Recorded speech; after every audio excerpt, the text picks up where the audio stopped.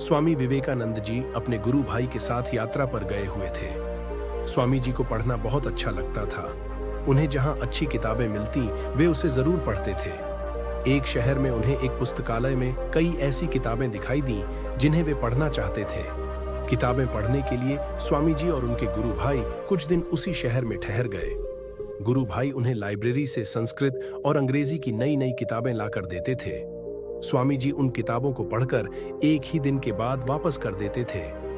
कई दिनों तक ऐसा ही चलता रहा। लाइब्रेरियन ये देखकर हैरान था। उसने गुरु भाई से पूछा कि क्या आप इतनी सारी नई नई किताबें केवल देखने के लिए ले जाते हैं? यदि इन्हें देखना ही है तो मैं यूं ही यहाँ पर दिखा देता हूँ। रोज इतना वजन उठाने की क्या जरूरत है? गुरु भाई ने कहा, भाई जैसा आप समझ रहे हैं वैसा कुछ नहीं है। मेरे स्वामी जी ने इन सब किताबों को पूरी गंभीरता से पढ़ा है। इसके बाद ही मैं इन्हें यहाँ वापस करने आता हूँ। ये बात सुनकर लाइब्रेरियन ने कहा कि अगर आपकी बात सच है तो मैं उनसे जरूर मिलना चाहता हूँ। अगले दिन गुरु भाई स्वामी जी को लेकर लाइब्रेरी पहुंच गए। स्वामी जी ने लाइब्रेरियन से कहा कि महाशय, आप हैरान न हो, मैंने न केवल इन किताबों को पढ़ा है बल्कि मुझे पढ़ा हुआ सब याद भी है।